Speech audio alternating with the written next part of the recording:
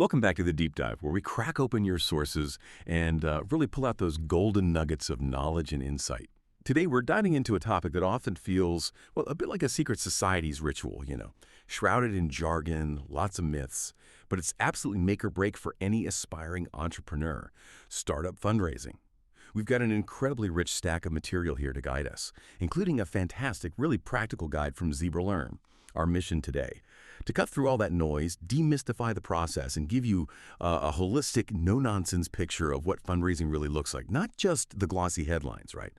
But the gritty reality of the whole journey. That's right. For many people, the idea of raising capital can feel like, well, staring up at Mount Everest. It seems intimidating, maybe a bit remote. But by the end of this deep dive, you'll have a much clearer map, let's say. You'll understand the terrain, the essential gear you'll need, and maybe most importantly, the sort of mental fortitude required to navigate it successfully. We're going to focus on the really crucial things you must know to raise that first check, drawing from, real-world experiences and expert insights. Okay, let's unpack this then, starting with a really fundamental question.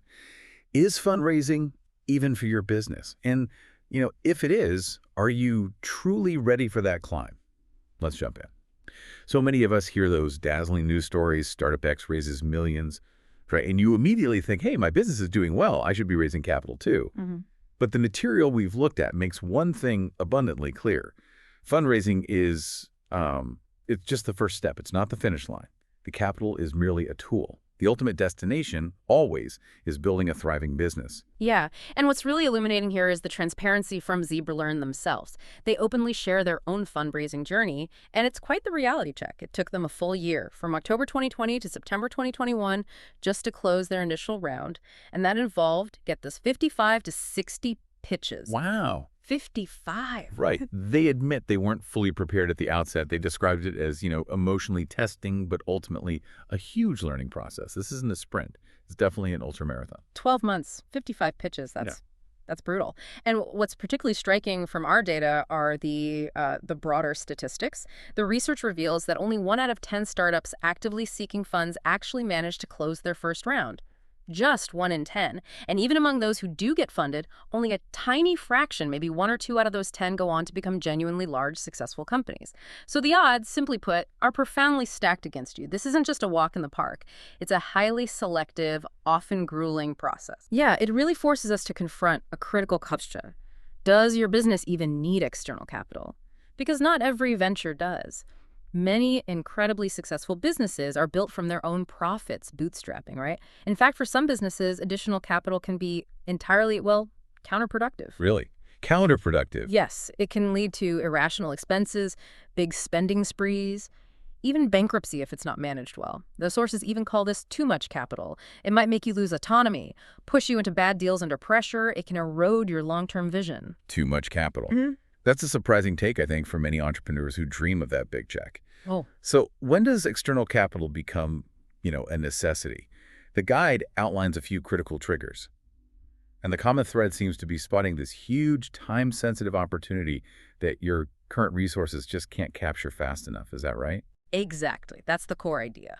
So first, if you run a product business, especially early on, these ventures often need significant upfront cash because of those longer pre-revenue phases. The time to build, get market feedback, get people using it. Right, you need fuel just to get off the ground. Precisely. Before you can even think about profit. Okay, what else? Second, think about businesses with low gross margins or high customer acquisition costs. CAC. So it costs a lot to get each new customer. Yeah.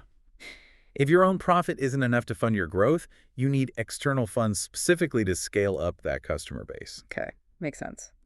And the third? And third, this is sort of the sweet spot if you've truly hit product market fit. Meaning people are actually using and loving your stuff. Right. And you've spotted a genuinely huge market opportunity, then capital might be the only thing holding you back from capturing that market and scaling up fast.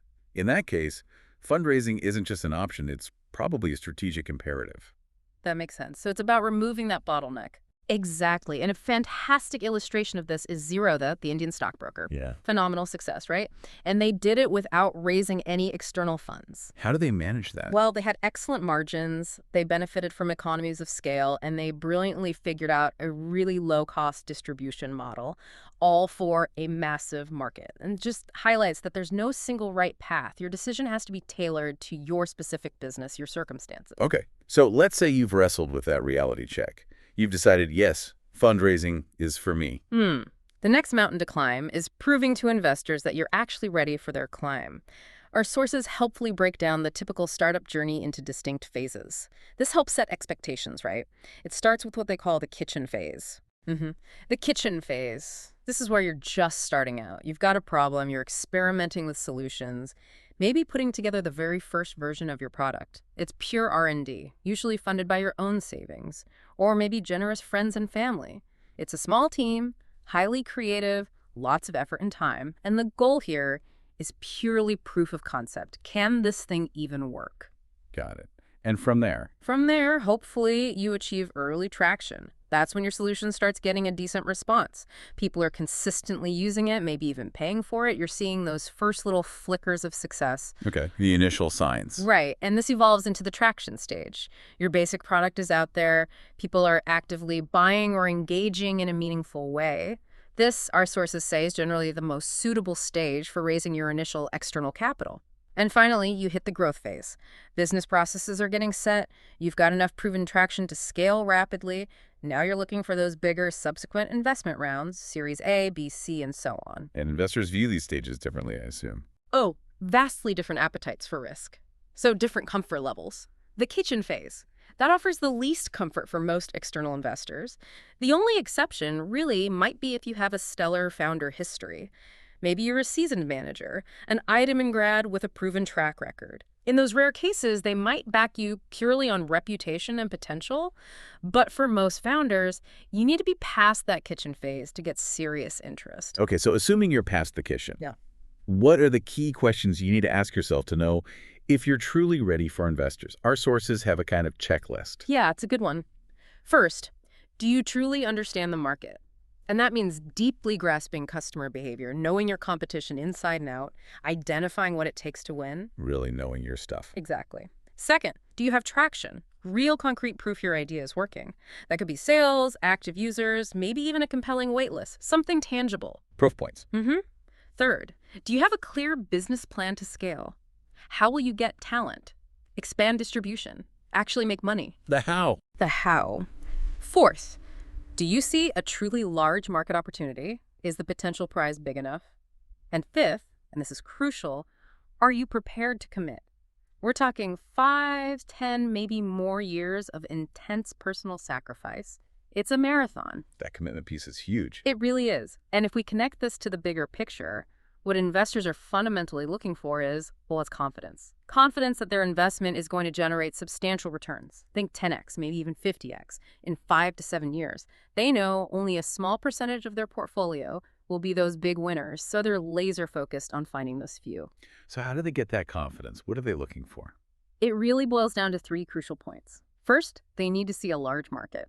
How big can this thing really become? Investors want to understand your TAM, total addressable market, the whole pie, your SAM serviceable addressable market, the slice you can realistically serve, and your SOM serviceable obtainable market, the piece you can actually capture soon. They won't get excited about a small pond early on. Okay, big market potential. What's second? Second, they need to believe in your right to win the market. What makes you different?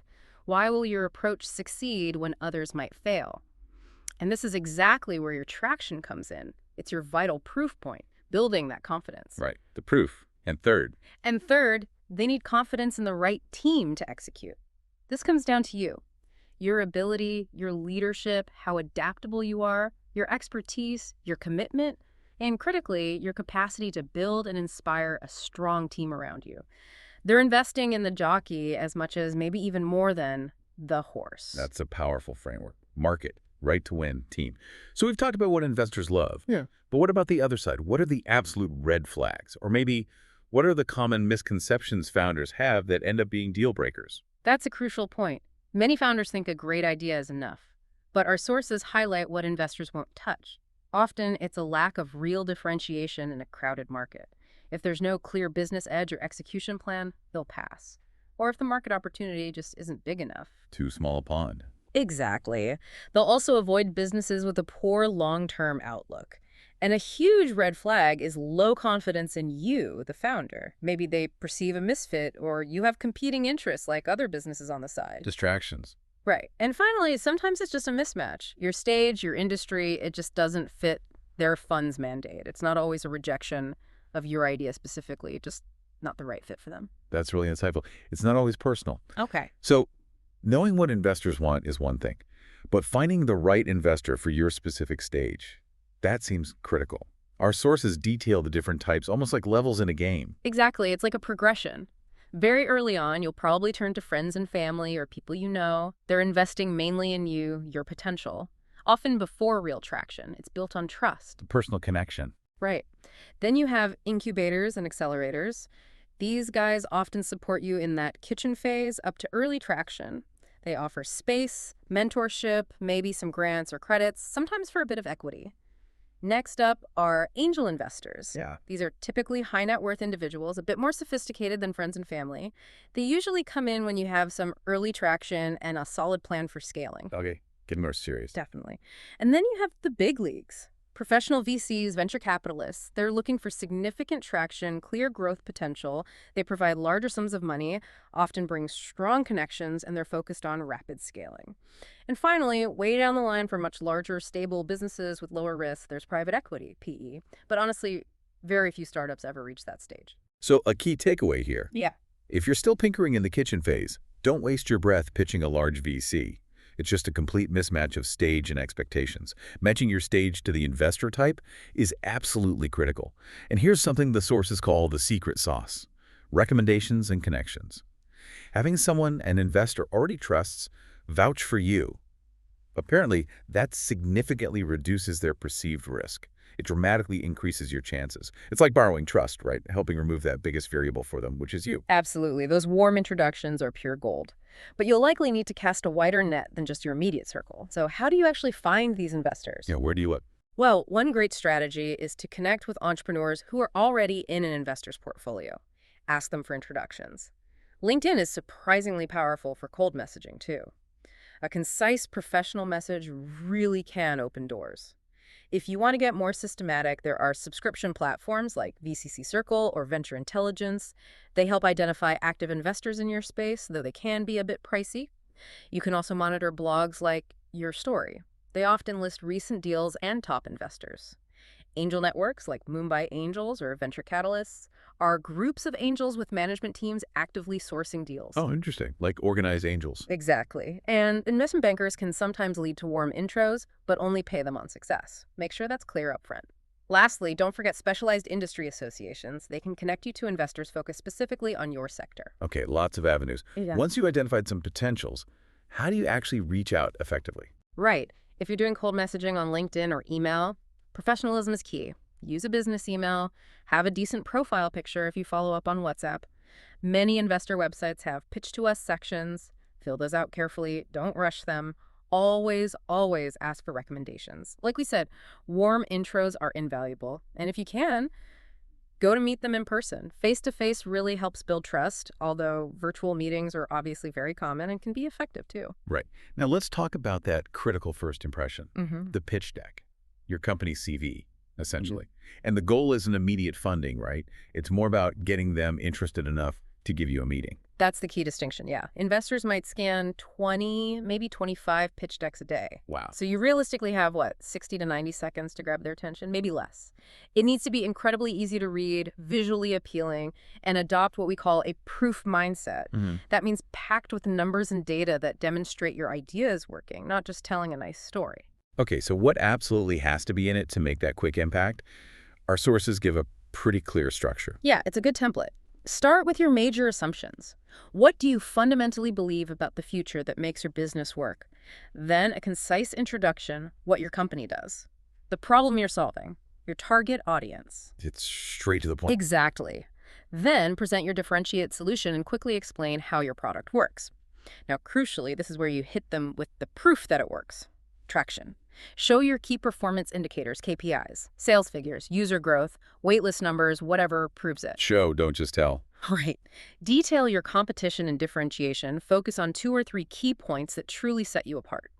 Outline your revenue model and financial projections. Introduce your team founders, advisors, key hires. And finally, your ask. How much are you raising and exactly how will you use it to grow? That's comprehensive. And we've seen great examples, right? Early decks from Facebook, Airbnb, Buffer, they all had different styles, sure, but they were incredibly clear and compelling. The key takeaway for you listening is make it pictorial, cut out all unnecessary jargon or fluff, design it professionally. Even a student designer or Canva can do wonders, and never ever lie. Be honest and use relatable references if you can, like the Netflix of music. It helps simplify complex ideas fast. Good tips. And then there's the super condensed version, the elevator pitch. Yeah. Your 30, 45-second powerhouse to spark interest. Yeah, the ultimate speed pitch. Reid Hoffman from LinkedIn has a great formula. 3 lines. What your company does, your current status, again, that traction piece, and the market or opportunity size. Think of Dropbox's legendary early pitch. We are a media file sharing company with a wait list of 75,000 people. As soon as a product is ready, it can have 2 million users in the next year and a half. Boom. Concise, compelling, full of proof. Exactly. Now, if your pitch deck and elevator pitch actually work and an investor is interested, they'll naturally want to dig deeper. And the most important document they'll probably ask for next is your financial projection. Numbers. The numbers. This is basically your best logical guess of your future performance, sales, expenses, profit loss, usually for the next 12 to 18 months. And these aren't just random numbers pulled out of thin air, right? Investors expect more. Oh, definitely not. They expect a detailed Excel sheet, and it needs to be built on KPI-driven assumptions. Numbers tied directly to measurable business activities. They want to really understand your unit economics, your specific growth strategy, and crucially, the thought process behind every single number. They'll also scrutinize your costs meticulously. Everything from salaries to customer acquisition costs. They want to see it's realistic and makes business sense. So they'll really get into the weeds. Absolutely. And they might ask for other documents, too, to get a fuller picture. Things like an organogram, your org chart, a detailed hiring plan, a valuation roadmap, competitive landscape analysis, marketing sales plan, your tech flow diagram, an asset schedule, maybe even customer checks where they actually talk to your customers, and details on your ESOP pool for employee stock options. Wow, okay. That's a lot of potential homework. This brings us to valuation. How much is your company actually worth today? This seems notoriously tricky for early-stage startups with limited history. Feels more like art than science sometimes. It really does, and Professor Aslof Demidaren's framework is helpful here. Valuation ultimately depends on 3 things. The growth of cash flows, how big and how fast can you grow? The additional capital required needing less capital generally means a higher valuation because there's less dilution, and the overall risk, higher perceived risk, means a lower valuation because investors demand a higher return. So how do people actually try to calculate this for early-stage ventures? What methods are common? Well, one common approach is the industry metrics multiple. You identify key industry KPIs, maybe users, GMV, students served, and compare your numbers to recent deals for similar companies in your space. Like, okay, similar companies with 10,000 users got valued at $10 per user. So Exactly. Gives you a benchmark. This can also be based on revenue multiples like monthly recurring revenue, MRR, or annual recurring revenue, ARR. okay, that's one way. What else? The other common method is the VC method or exit method. This involves projecting a future exit valuation. For instance, you project hitting $1 crore monthly revenue in 2 years, and similar companies exit at, say, 4 times their annual recurring revenue. That suggests a potential $50 crore exit. Then you work backward to calculate today's valuation, factoring in the 8x to 12x return investors typically expect. So you're kind of reverse engineering it from the future exit. Pretty much. But it's crucial to remember valuation is also a negotiation. It's not just math. You want a realistic valuation. Not too low, obviously, but definitely not irrationally high either. Because inflated valuations can seriously bite you later, making future funding rounds much harder and putting insane pressure on the business. It's a delicate balance. It's a very delicate balance. Yeah. Okay, and finally, let's talk about the founder mindset. We've touched on it, but this whole process sounds like an emotional roller coaster. You absolutely need to be prepared for the psychological side of it. Oh, absolutely. First and foremost, just accept that fundraising takes time. Remember, Zebra learns 12 months and 55-plus pitches. That's not necessarily an outlier. Expect it to take a solid 3 to 6 months, probably longer. So patience is key. Patience and planning. You absolutely need to mentor you. Plan to sustain your operations until that capital actually lands in your account. And critically, don't count it closed until the money hits the bank. Deals fall apart, even at the very last minute. It happens. Ouch. Brutal. It is. You also will have to sell. You're selling your product, sure, but also your vision, your business model, and crucially, yourself as the leader investors can trust. Remember, this is capitalism. Capital flows to where it thinks it can get the best return. You need to make an utterly compelling investment case for why your venture is that place. On the flip side, try to embrace the idea that a shortage of capital is often the best time to be creative. Constraints breed innovation, resourcefulness, efficiency. Necessity is the mother of invention. Exactly. And be ready for the harsh stat that 90% of businesses don't raise capital. It's simply not the path for most companies. You will face too many rejections. Don't take it personally. Easier said than done, I know. But often, they're rejecting the idea in its current form, or it's just a bad fit for their fund. It's not usually a rejection of you as a person. Keep working, keep improving. They might even come back later. And maybe the most important point, keep working. Working on the business fundraising is an ongoing activity, but it's not the main goal. Never lose focus on building your core business. That's the ultimate prize, not the capital itself. Wow.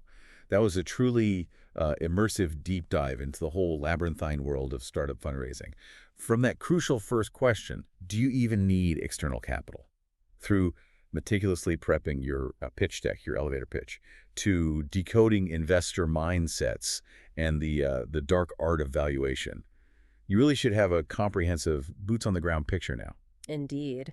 And while fundraising can be this incredibly powerful catalyst for explosive growth, it always comes back to your vision, right? Yes. Your ability to meticulously build a strong, resilient business, and your sheer perseverance when you hit those inevitable challenges. That remains absolutely paramount. The money, it's just a tool. It's a means to an end. But the business itself, that's the masterpiece you're actually creating. So what does this all mean for you listening? Maybe take a moment, reflect on your business, really understand your market, and be honest about your level of commitment.